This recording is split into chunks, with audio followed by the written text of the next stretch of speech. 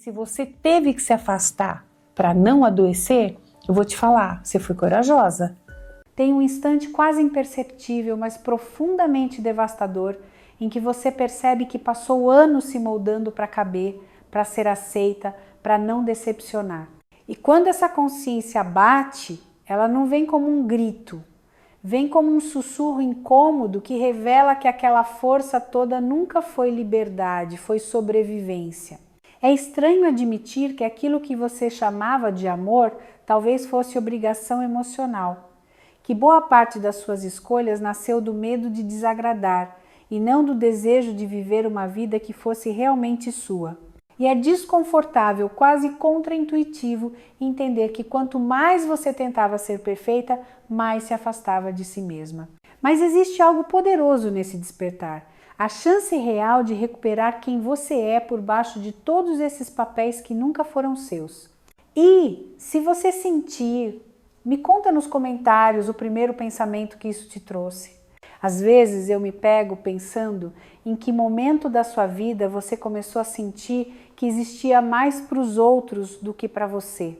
Não aquele sentimento óbvio, mas aquele incômodo silencioso que aparece quando percebe que quase tudo o que faz vem desse impulso de viver para agradar, mesmo quando isso te machuca.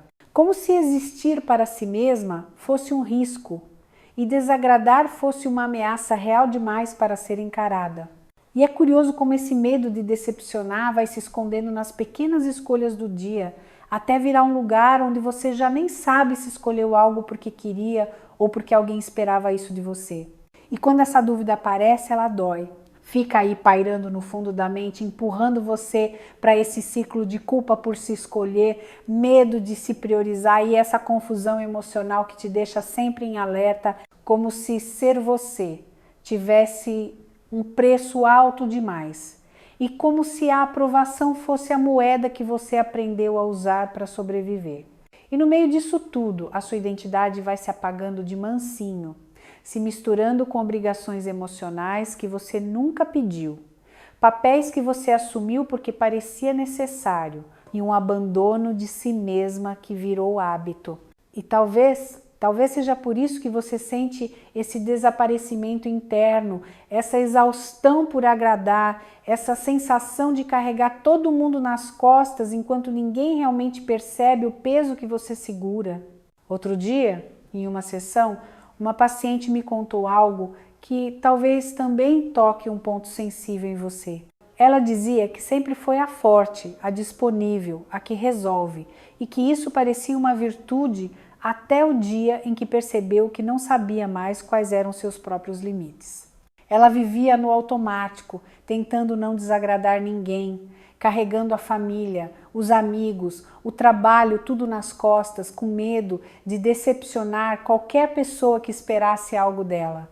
E o mais doloroso não era a sobrecarga em si, mas o momento em que ela finalmente se deu conta de que sua vida inteira tinha sido moldada pelas necessidades dos outros. Como se sua existência tivesse sido construída em camadas de obrigação emocional, autocobrança crônica e uma dependência invisível da aprovação alheia. O que partiu o coração dela, e talvez o seu também, foi perceber que aquilo que ela chamava de amor, cuidado ou ser boa pessoa era na verdade um padrão de sobrevivência aprendido cedo demais. Uma forma de ser que anulava seus desejos, apagava sua identidade e alimentava a culpa silenciosa de se escolher. E quando ela disse, eu não sei quem eu sou sem o papel de agradar, eu senti a força dessa frase ecoar, porque é ali que a gente começa a entender que não se trata de fraqueza, mas de um desaparecimento interno que ninguém nunca ensinou você a evitar. O que poucas pessoas percebem é que esse modo de viver não nasce do nada. Ele se forma como um sistema interno silencioso, quase imperceptível, que vai te condicionando a funcionar no mundo a partir da necessidade de validação. Não porque você escolheu isso conscientemente, mas porque em algum momento da sua história, agradar virou sinônimo de segurança emocional. E isso cria um automatismo emocional poderoso. Você aprende a antecipar expectativas, a perceber microexpressões, a adivinhar o que o outro quer antes mesmo de ele pedir. E faz isso tão bem que ninguém nota o esforço, ninguém vê a sobrecarga silenciosa, ninguém percebe que esse desempenho impecável custa caro demais. Com o tempo, ser forte por obrigação vira identidade. A aprovação vira moeda de sobrevivência. E você se adapta tanto a esse papel que começa a achar normal se apagar, se moldar, se encolher para caber nas relações. É sutil, é profundo e por isso mesmo tão difícil de questionar. O que dói é que enquanto você tenta garantir amor, paz ou estabilidade, vai se afastando da sua própria vida. A vida vivida pelos outros cresce, enquanto a sua fica ali guardada em algum lugar que você já não visita mais. O mais cruel desse processo é que, com o tempo, você passa a acreditar que escolher a si mesmo é errado, como se priorizar suas necessidades fosse egoísmo, como se escutar primeiro fosse uma ameaça às relações. E essa crença se instala tão fundo que vira regra interna. Se eu me escolher, eu perco alguém. Só que essa lógica nasce do medo, não da verdade. Ela vem de experiências antigas que ensinaram você a associar amor com autossacrifício, presença com sobrecarga e vínculo com abandono de si mesma. E aí, mesmo adulta, mesmo consciente, você segue repetindo esses padrões que te anulam porque seu corpo está treinado a sobreviver agradando. Essa crença faz você carregar todo mundo nas costas, mesmo quando já está exausta. Faz você pedir desculpas por sentir, por cansar, por existir. Faz você se calar para evitar conflitos que nem sempre existiriam. E faz você se culpar até quando tenta dar um passo tímido em direção à sua própria vida. E o mais devastador, essa crença te convence de que você não tem escolha, mas você tem, sempre teve. Só falta enxergar sem o filtro da obrigação. Quando a gente olha para isso pela neurociência, tudo começa a fazer ainda mais sentido. O cérebro aprende padrões a partir de repetição e significado emocional. Se lá atrás agradar alguém trouxe alívio, segurança ou reconhecimento, seu sistema nervoso registrou essa estratégia como caminho preferencial. Não importa se hoje ela te machuca, seu corpo ainda a associa com sobrevivência. Esse condicionamento cria um ciclo profundo. Você sente medo de desagradar, o corpo ativa tensão, o cérebro busca a rota mais conhecida e você segue o impulso automático de atender expectativas. Isso não acontece porque você é fraca, acontece porque seu sistema interno ainda opera, como se depender da aprovação fosse a única forma possível de manter vínculos. Com o tempo, essa rota vira tão automática que você não percebe que está funcionando no modo proteção. É por isso que você sente confusão interna, culpa silenciosa, sobrecarga, vida no automático. Seu cérebro está tentando te manter segura, mesmo que te mantenha presa. A boa notícia que talvez você nunca tenha ouvido é que padrões aprendidos podem ser reescritos. E quando você começa a se escutar, seu sistema aprende novos caminhos. Caminhos que não exigem desaparecimento interno para garantir amor. Tem um momento em que tudo isso fica ainda mais claro. Quando você percebe que deixou de ser pessoa e passou a ser função. A que resolve, a que acolhe, a que segura o emocional de todo mundo. A que não pode cair, a que não pode dizer não, a que precisa estar bem mesmo quando claramente não está. E quando a vida te coloca nesse papel, as relações deixam de ser troca e viram dependência emocional. Não porque o outro queira te explorar, mas porque você aprendeu a existir oferecendo mais do que recebe. E essa dinâmica cria relações desequilibradas, onde você se sente presa a obrigações que nunca escolheu, mas cumpre como se fossem parte da sua identidade.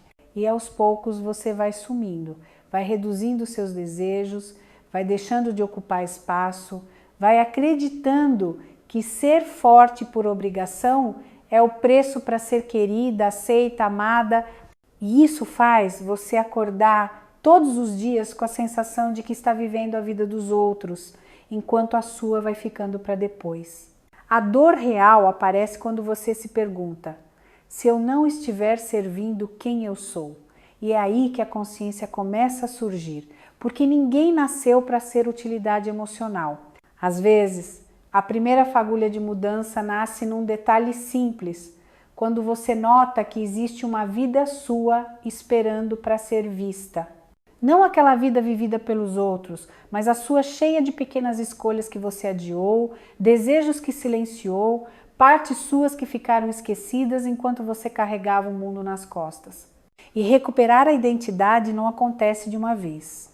É quase como reaprender a habitar o próprio corpo, reconstruindo fronteiras emocionais que nunca foram ensinadas. É começar a perguntar: o que eu quero? Mesmo quando a resposta vem tímida. É se permitir existir sem pedir desculpas, mesmo que ainda doa.